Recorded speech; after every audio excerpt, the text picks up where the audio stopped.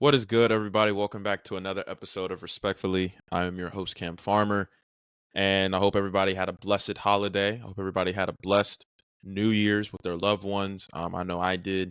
Uh, I am coming on here to, um, news is already broken now. Nick Saban, the illustrious Alabama head coach, just announced his retirement today. Um, Thank you. Thank you to Nick Saban. I want to say thank you to Nick Saban.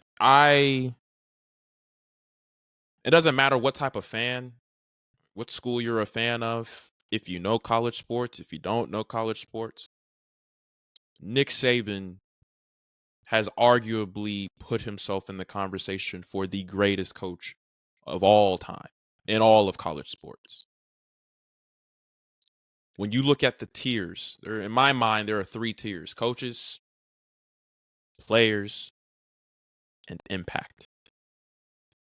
When you think of coaches, three coaches that actually come to mind are literally Lane Kiffin, Ole Miss head coach, um, Steve Sarkisian, Texas Longhorns head football coach, and Kirby Smart, University of Georgia head coach, and many others, by the way.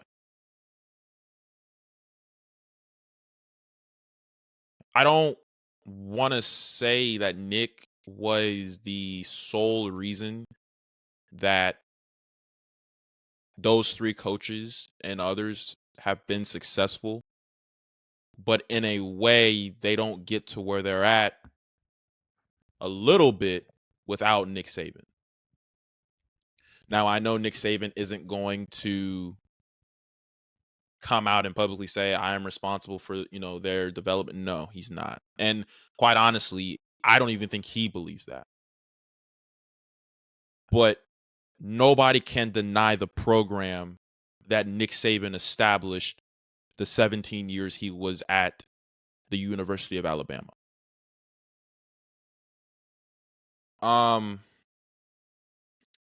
When you think about Lane Kiffin and Ole Miss, now obviously they're in the SEC West, literally the same division that Alabama is a part of. And Alabama, all roads lead through Tuscaloosa in the SEC West. It's very simple. But Lane Kiffin in the last 3, 4, 5 years has established the program as a formidable opponent to take down Alabama. No question. Anybody who disagrees probably don't watch enough football, respectfully. No pun intended, by the way. When you think about Steve Sarkisian, when he was hired by the by the University of Texas to be the head football coach for their program in 2021, they started off slow. I actually had a guest on the podcast a few weeks ago.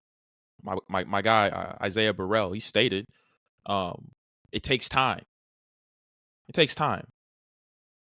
But and even though they didn't have the outcome that they had wished and they had hoped for, Steve Sarkisian literally led the University of Texas to a college football playoff berth in his third year. Kirby Smart. Need I say more? When you think about Nick Saban's impact on players, right? When you think about, because I talked about coaches, players, and impact. Obviously, I just mentioned the coaches, but you also have players. Within the last decade and some change, Nick Saban has produced 4 Heisman Trophy winners. 2009, Mark Ingram. 2015, I want to say, was Derrick Henry. 2020 was Devontae Smith. And 2021 was Bryce Young. Here's the irony. Majority of those candidates, some of those candidates within those years were literally from Alabama. 2020, let's take 2020. Prime example. Devontae Smith won the Heisman, but Mac Jones, the quarterback of Alabama at the time, was a strong consideration to win the Heisman. Then you have other quarterbacks like, in my personal opinion, Jalen Hurts, Tua Tagovailoa. I ain't even gonna lie. At the rate Jalen Milroe was playing in the last few games of the regular season, you could put him in the Heisman conversation as well.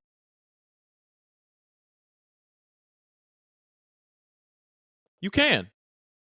I remember when I was growing up, I remember watching Greg McElroy and AJ McCarron. These players that, and honestly, a lot of these players that played at Alabama could have been Heisman candidates. A lot of their wide receivers, Jalen Waddle, Jamison Williams, TJ Yeldon. Y'all remember TJ Yeldon? I'm sorry, Calvin Ridley, Julio Jones, the players that he's produced. And by the way, Nick Saban has produced a record 49 first round draft picks in the NFL draft. Just wanted to throw that out there. And then when I see his impact, Nick Saban won the national championship from 2009 to 2013. So he won in 09, 2011, 2012, and 2013. I'm sorry, I take that back. In 2013, Florida State won. In 2013, that was when Alabama had lost to Auburn in that Iron Bowl. Chris Davis, his pick six. I'm sorry, his kick six. Y'all get the gist. Okay, my memory's kind of fuzzy. Y'all get the gist. Nick Saban literally won 3 championships in 4 years. In 2010, Auburn won it when Cam Newton was the guy. Nick Saban was dominant before all the college football stuff came out.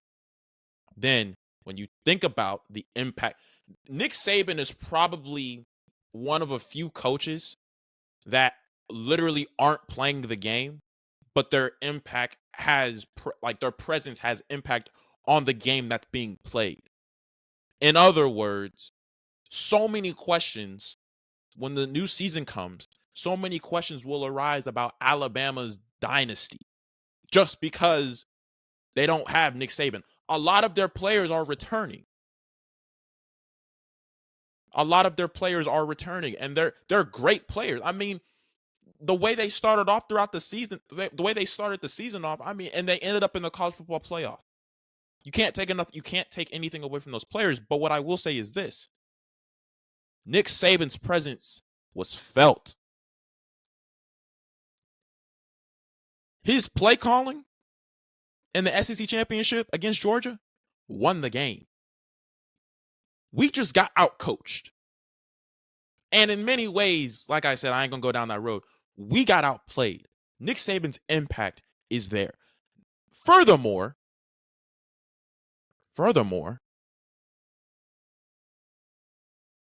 in an industry such as college sports that has changed due to NIL, that has changed. When you think about the SEC is NFL like. I'm sorry, not just the SEC, the NCAA, because of the transfer portal and NIL opportunities. And there's nothing wrong with NIL. Like there should be parameters around it, however. But in an industry that consistently changes on a day-to-day basis, Nick Saban has still been the most dominant. In the 10 years that the college football playoff has existed, Nick Saban has been to 8.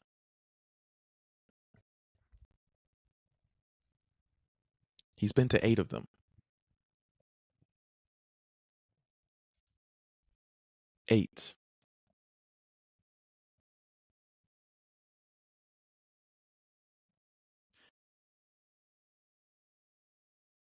And he's won 4. He's won 4 of them.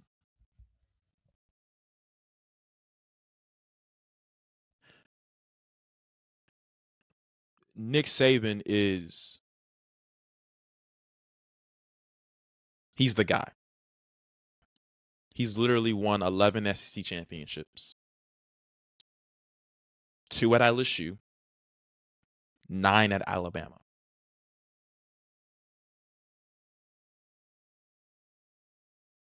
He has 7 national titles. 1 at LSU and 6 at Alabama.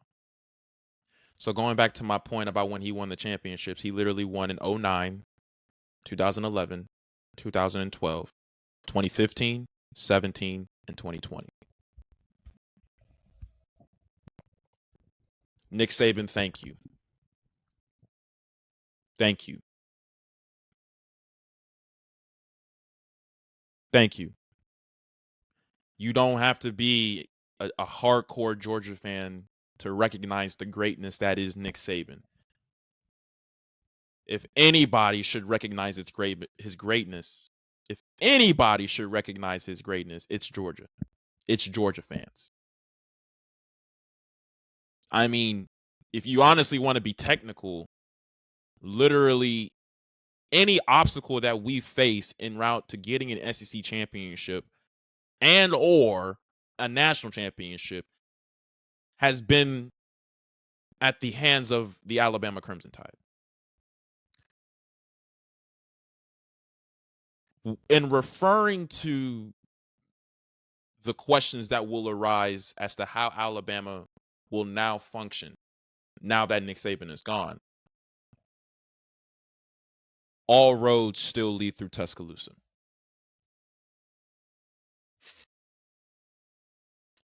Let me ask y'all a question. Do you honestly think when the Georgia Bulldogs head to Tuscaloosa, do you honestly think Kirby Smart is going to have these guys confident that they will win the game against Alabama? Yes. What kind of coach wouldn't? But do you honestly think that he will have them going into Tuscaloosa underestimating the team and the coaching staff? No.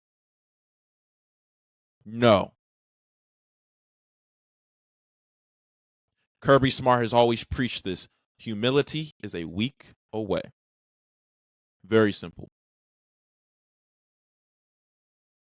Nick Saban, thank you for your greatness. I am very, not even just as a journalist, but like as a fan. I'm a fan of this. I love college football. I one day will be able to tell my kids, similar to how my father tells me about Michael Jordan. Man, Cam, Jordan was that guy. Jordan is him. Jordan is that guy, man. We talk about LeBron, man, but Jordan was him. The way that my father tells me about Jordan, and I didn't grow up watching Jordan. The same way he tells me about Jordan, the same way I'm going to tell my kids about Saban. The same way I'm going to tell my kids about LeBron. The same way I'm going to tell my kids about Tom Brady. The same way I'm going to tell my kids about Mike Krzyzewski. The same way I'm going to tell my kids about Serena Williams.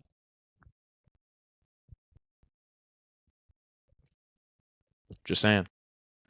Nick Saban, we thank you for your greatness, man. We thank you for your greatness.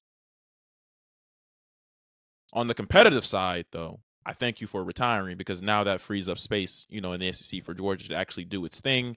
No disrespect, however. But in all serious note, though, I appreciate your greatness. How the way you're able to break down the game, how the way he was able to break down the game. I know you have a lot of athletes and coaches turned analysts, but if there's anybody who I would actually like to listen to on the television, it would be Nick Saban. Very simple. But that is it for this episode, ladies and gentlemen. I appreciate y'all for tuning in. Y'all have a great night. Stay safe. God bless. Love.